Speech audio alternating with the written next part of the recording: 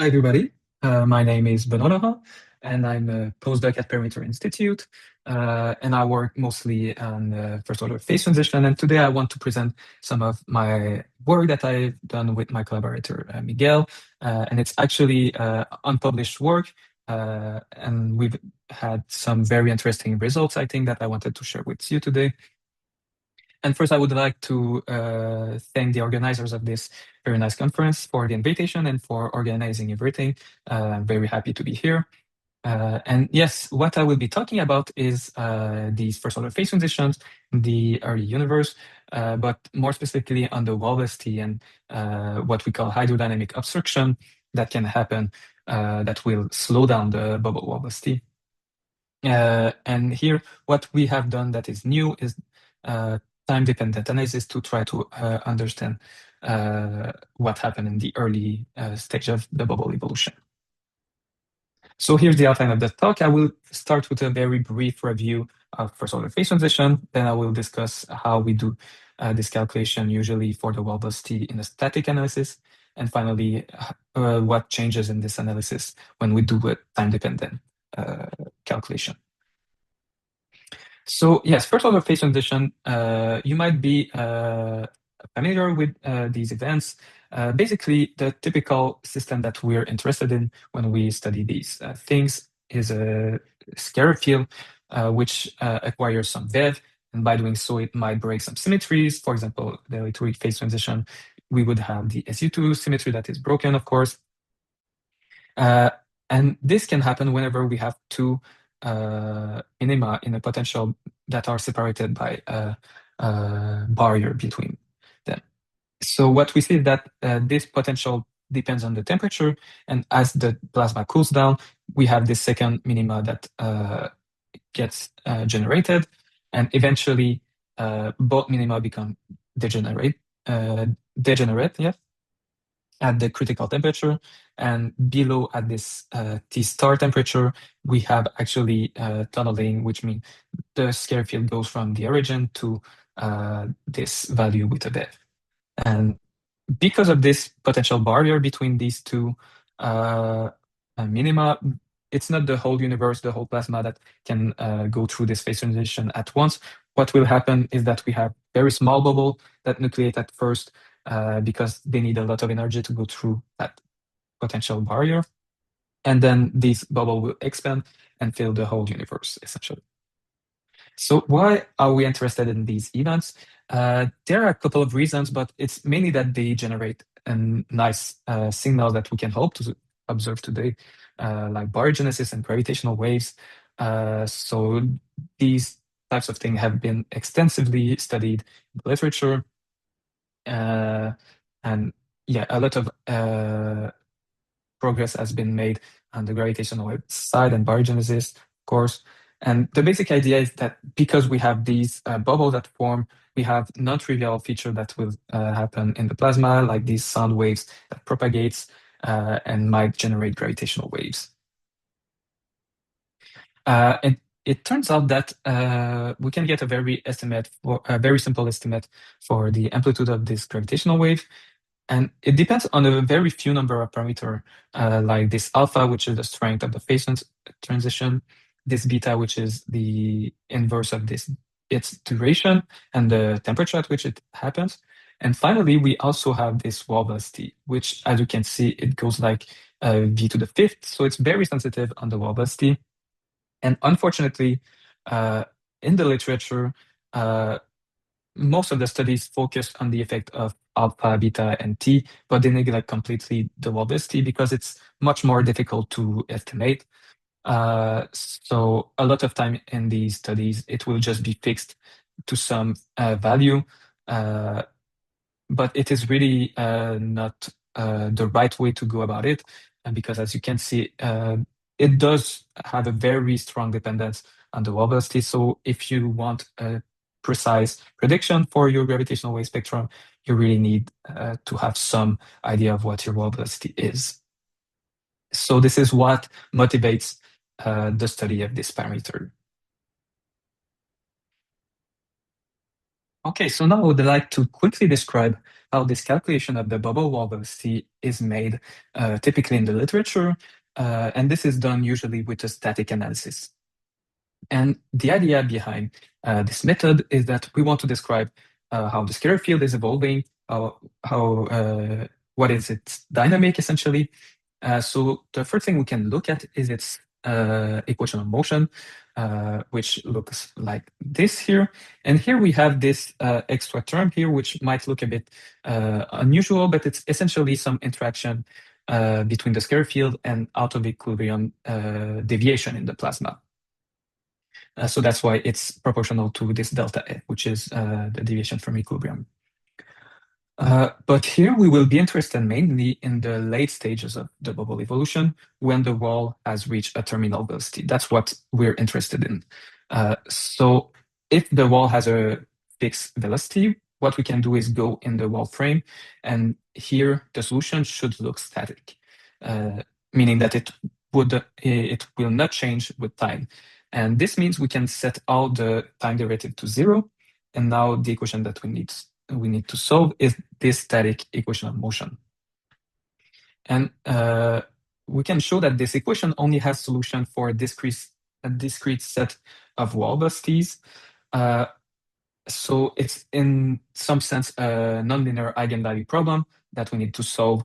So basically we want to know the value of VW that we need to be able to find a solution for this static equation of motion.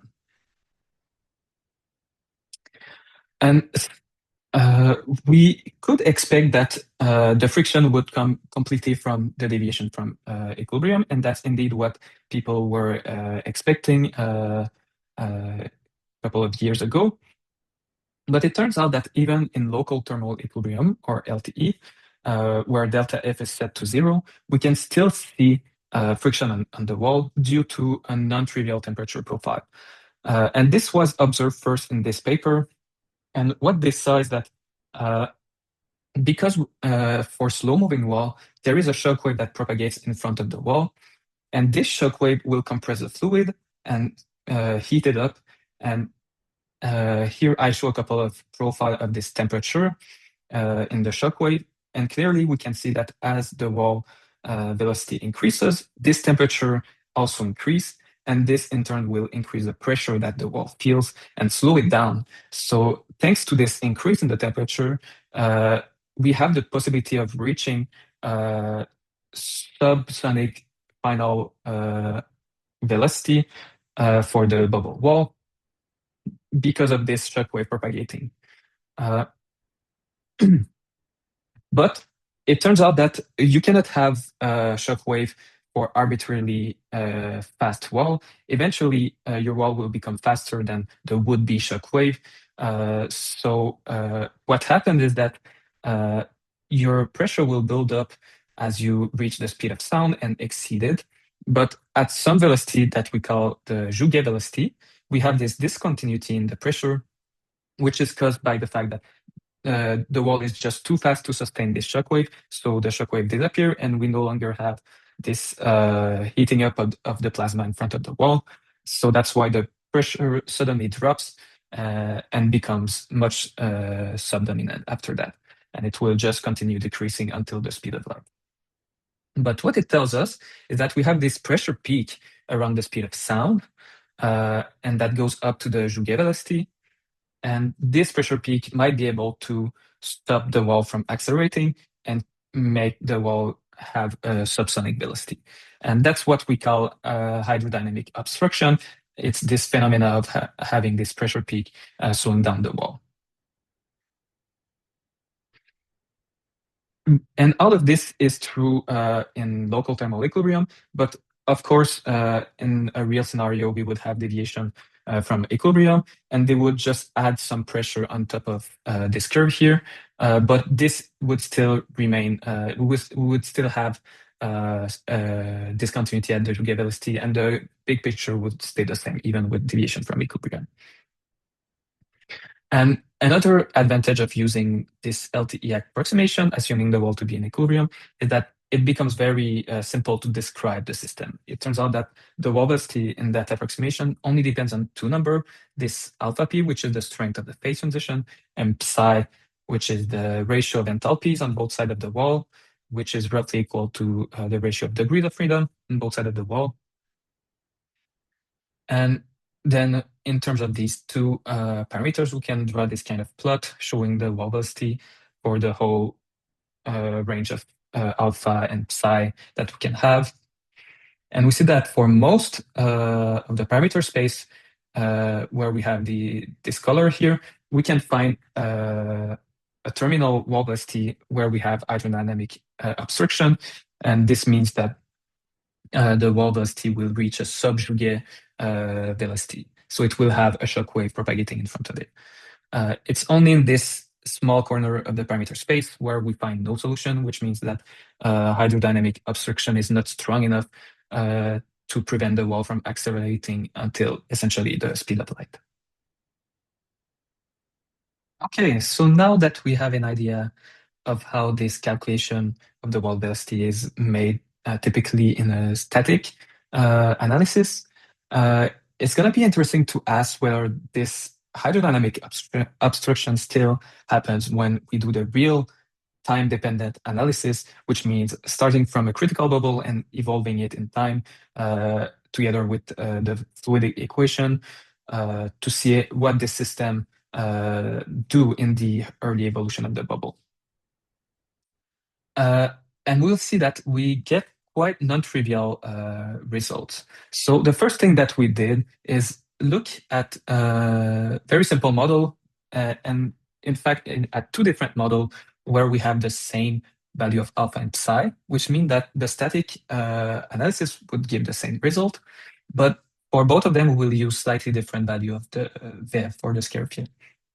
So because of that, we might expect the early time evolution to differ, even though the static analysis tells us the same thing. And indeed, this is what we observe. So for this pink line, which is the one with the smallest VEV, it converges very well to the static solution. But then for this blue line, which has a larger VEV, it completely skips the solution and instead becomes relativistic. So clearly something non-trivial is happening here, and we would like to understand what is going on here. And to have a first kind of understanding of what is happening here, it's important to understand that this hydrodynamic obstruction occurs because we have this strong shock wave that forms ahead of the wall. But in a static analysis, we implicitly assume that this shock wave has an infinite time to form. And obviously, in a real time dependent analysis, this is not true because the wall will reach the Jouguet velocity where the pressure is maximal in a finite time. So if the shock wave didn't form by that time, by the time the wall reached this Jouguet velocity, then the hydrodynamic obstruction will not be seen. So instead of this blue line, the wall, what it will actually see during its evolution is something more similar to this pink line here, where it does go up a little bit, but not enough to stop the wall from accelerating completely. And then it will just miss this solution, which is here. And this is something that had been observed in this paper from this group in Warsaw, where they did a time-dependent simulation of the electroweak phase transition in the singlet scalar extension and compared it to the static analysis. And in the static one, what they find is this right-hand side here, where you have roughly half of the point that reach terminal wall velocity, which is subjugae. So they experience some hydrodynamic obstruction in blue, while the one in red becomes relativistic. But then when they did the time-dependent simulation, it was a completely different picture that they observed. There's only a couple remaining points at the very right side here, where they could still feel some hydrodynamic obstruction, and all the remaining points would just accelerate freely to the speed of light, essentially. So clearly there's something here that the static analysis doesn't tell us, and we need some time-dependent analysis to tell us more about the early stage of the bubble evolution. And this is essentially the question that my collaborator Miguel and I wanted to answer. What is the criterion to tell whether this hydrodynamic obstruction will be felt or not by the wall?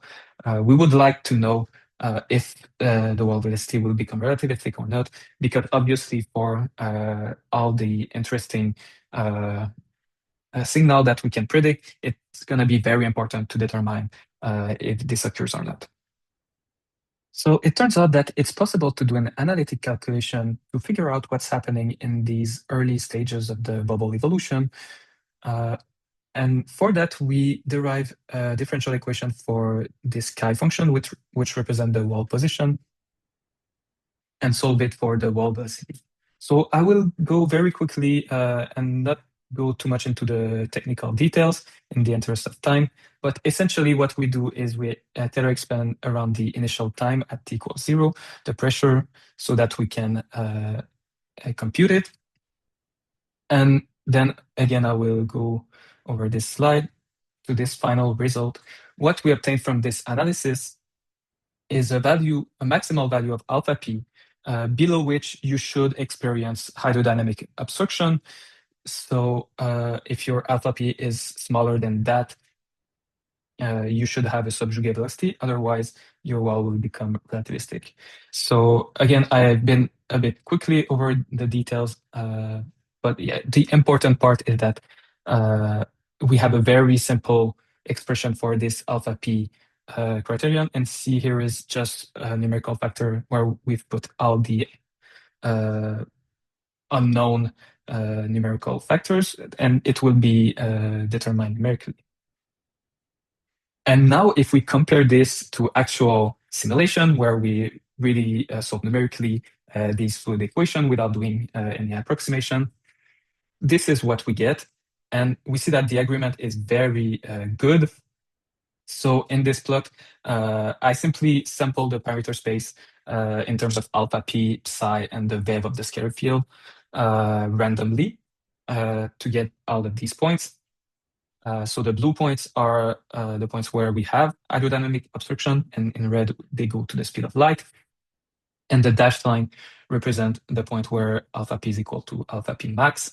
So we see that there's a clear separation between the red and blue points given exactly by this dashed line. So clearly it tells us that this physical intuition behind this analysis was quite accurate.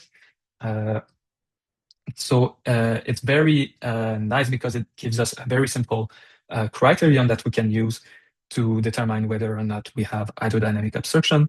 And when we do some prediction for a signal like gravitational wave, it's very important to know if we have obstruction or not, because the wall velocity will differ quite a lot if we have obstruction or not. And then the value of the gravitational wave amplitude will also differ a lot in that case. And we can compare this value to what is predicted by a static calculation and see that parametrically it's very different. Instead of having 1 minus psi to the 3, here it's to the 3 half, and also it doesn't depend on the vev.